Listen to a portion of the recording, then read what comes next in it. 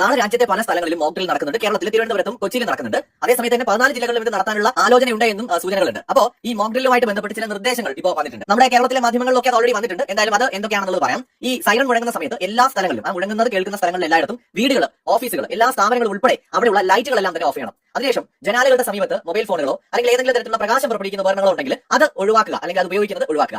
മൂന്നാമത്തെ കാര്യം എന്ന് പറയുന്നത്, ഈ സൈറൺ മുഴങ്ങുക എന്ന് പറയുമ്പോൾ ദീർഘമായ സൈറണാണ് മുന്നറിയിപ്പ് എന്ന് പറയുന്നത്. ചെറിയ രീതിയിലുള്ള സൈറൺ എന്ന് പറയുന്നത് സുരക്ഷിതമാണെന്ന അറിയിപ്പാണ്. ഇനി മറ്റൊരു കാര്യം, പൊതു സ്ഥലങ്ങളിൽ നിൽക്കുന്നവര് സുരക്ഷിതത്വത്തിന് വേണ്ടിയിട്ട് ഈ സൈറൺ കേട്ട് കഴിഞ്ഞാൽ അടുത്തുള്ള കെട്ടിടത്തിനുള്ളിലേക്ക് മാറേണ്ടതാണ്. അതാണ് ഇതിന് പ്രധാനമായിട്ട് നമ്മൾ ശ്രദ്ധിക്കേണ്ട കാര്യം. വീടിനുള്ളിലെ ഏറ്റവും സുരക്ഷിതമായ സ്ഥലമാണ് നമ്മൾ കണ്ടെത്തേണ്ടത്. സൈറൺ എന്ന് പറയുന്നത് അപകട സൂചനയാണ്, ഏതെങ്കിലും തരത്തിലുള്ള ആക്രമണം നടക്കാൻ പോകുന്നു എന്ന സൂചന. അപ്പോൾ ഈ സമയത്ത് നമ്മുടെ വീട്ടിലാണ് ഏറ്റവും സുരക്ഷിതമായിട്ട് ഇരിക്കേണ്ട ഒരു സ്ഥലം എന്ന് പറയുന്നത്. അതിൽ തന്നെ വീട്ടിൽ നമുക്ക് ഏറ്റവും സേഫ് എന്ന് തോന്നുന്ന ഒരു സ്ഥലം കണ്ടെത്തിയിട്ട് ബ്ലാക്ക് ഔട്ട് സമയത്ത് അവിടേക്ക് മാറുകയാണ് വേണ്ടത്. ബ്ലാക്ക് ഔട്ട് സൈറൺ കേൾക്കുമ്പോൾ തന്നെ തീപിടുത്തം ഒഴിവാക്കുന്നതിന് വേണ്ടിയിട്ട് ഗ്യാസ്, വൈദ്യുത ഉപകരണങ്ങളെല്ലാം തന്നെ ഓഫ് ചെയ്ത് വെക്കേണ്ടതാണ്. എല്ലാ വീടുകളിലും ഈ പെട്ടെന്നൊരു പ്രശ്നം ഉണ്ടായാൽ നേരിടുന്നതിന് വേണ്ടിയിട്ടുള്ള പ്രഥമ ശുശ്രൂഷ കിറ്റുകൾ തയ്യാറാക്കി വെക്കേണ്ടതാണ്. ഇതിൽ മരുന്നുകൾ ഉണ്ടാവണം, ടോർച്ച് ഉണ്ടാവണം, വെള്ളം ഉണ്ടാവണം, ഡ്രൈ ഫുഡ് ഐറ്റംസ് ഉണ്ടാവണം. എന്ന് വെച്ചാൽ നമുക്ക് അറിയാൻ പറ്റില്ല എന്തായിരിക്കും ഒരു ആക്രമണം നടന്നതിന് ശേഷം ഉണ്ടാവുക എന്ന്. ചിലപ്പോൾ ഇലക്ട്രിസിറ്റി നമുക്ക് നഷ്ടമായേക്കാം, കുറെ സമയത്തേക്ക് നമുക്ക് വെള്ളവും അല്ലെങ്കിൽ മറ്റ് ഭക്ഷണ സാധനങ്ങളും ഉപയോഗിക്കാൻ കഴിഞ്ഞൊന്നും വരില്ല. അപ്പോൾ നമ്മൾ സുരക്ഷിതമായിട്ട് മാറുന്ന സ്ഥലത്ത് ഈ കാര്യങ്ങളൊക്കെ ഉണ്ടെന്നുള്ളതും ഉറപ്പുവരുത്തേണ്ടതാണ്.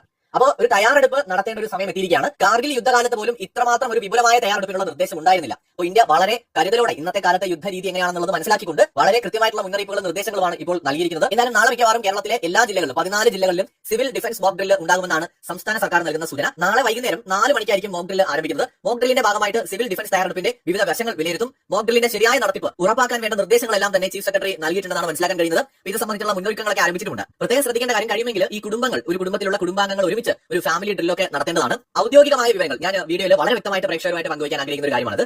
ഔദ്യോഗികമായ വിവരങ്ങൾ മനസ്സിലാക്കുന്നതിനായിട്ട് റേഡിയോ, TV പോലുള്ളവ തന്നെയാണ് ഉപയോഗിക്കുന്നത്. നമ്മുടെ സാറ്റലൈറ്റ് മാധ്യമങ്ങൾ, ഇപ്പോൾ ഏഷ്യാനെറ്റ്, 24, മനോരമ, മാതൃഭൂമി, ഇങ്ങനെയുള്ള പ്രധാനപ്പെട്ട സാറ്റലൈറ്റ് മാധ്യമങ്ങൾ, ഈ മാധ്യമങ്ങളിലൂടെ നമുക്ക് വളരെ കൃത്യമായിട്ടുള്ള ഗവൺമെന്റിന്റെ ഒഫീഷ്യൽ ആയിട്ടുള്ള നിർദ്ദേശങ്ങൾ അറിയാൻ കഴിയും. ഏറ്റവും ആദ്യം നമുക്ക് ഉപയോഗിക്കാൻ കഴിയുന്ന പ്ലാറ്റ്ഫോമുകളും ഇത്തരം സാറ്റലൈറ്റ് മാധ്യമങ്ങളായിരിക്കും. കാരണം അവർക്ക് കുറെ കൂടി ഗവൺമെന്റ് ഇൻഫർമേഷൻസ് പെട്ടെന്ന് പ്രേക്ഷകരിലേക്ക് എത്തിക്കാനായിട്ട് സാധിക്കും. അപ്പോൾ അതുകൊണ്ട് തീർച്ചയായിട്ടും വാട്സ്ആപ്പിലൂടെ ഒക്കെ പറഞ്ഞിരിക്കുന്ന കാര്യങ്ങൾ പൂർണ്ണമായും കണ്ണുടച്ച് വിശ്വസിക്കാതിരിക്കുക. അതിന്റെ ഏത് ഇൻഫർമേഷൻ ആണെങ്കിലും അത് വളരെ കൃത്യമായിട്ടുള്ളതാണോ എന്ന് നമ്മൾ ഉറപ്പുവരുത്തുക, അത് സ്വീകരിക്കുന്നതിന് മുമ്പായിട്ട്. അപ്പോൾ ഞാൻ തന്നെ ഈ വീഡിയോ ചെയ്യുമ്പോൾ നമ്മുടെ മുഖ്യധാര മാധ്യമങ്ങൾ, മാതൃഭൂമി അടക്കമുള്ള അല്ലെങ്കിൽ ഏഷ്യാനെറ്റും 24ഉം ഒക്കെയുള്ള നമ്മുടെ കേരളത്തിലെ പല മാധ്യമങ്ങളും റെഫർ ചെയ്തിട്ടാണ് പ്രേക്ഷകരിലേക്ക് ഇൻഫർമേഷൻ എത്തിക്കുന്നത്. കാരണം നമ്മുടെ മെയിൻ സ്ട്രീം മീഡിയാസിന് കുറെ കൂടി ഈ കാര്യങ്ങളിൽ, ഇത്തരം അടിയന്തര സാഹചര്യങ്ങളിൽ ജനങ്ങളെ വളരെയധികം സഹായിക്കാനായിട്ടും കൃത്യമായ ഇൻഫർമേഷൻ അവരിലേക്ക് എത്തിക്കാനായിട്ടും സാധിക്കും. അപ്പോൾ എന്തായാലും നമ്മുടെ രാജ്യം എല്ലാ അർത്ഥത്തിലും ഒരു തയ്യാറെടുപ്പ് നടത്തുകയാണ്. എന്ത് ഒരു മോശം സാഹചര്യം നമ്മുടെ മുമ്പിൽ വന്നാലും അതിനെ രാജ്യം ഒറ്റക്കെട്ടായിട്ട്, ഈ രാജ്യത്തെ ജനങ്ങൾ ഒരേ മനസ്സോടെ ശക്തമായി തന്നെ നേരിടും. മറ്റൊരു വീഡിയോയുമായി വീണ്ടും വരാം.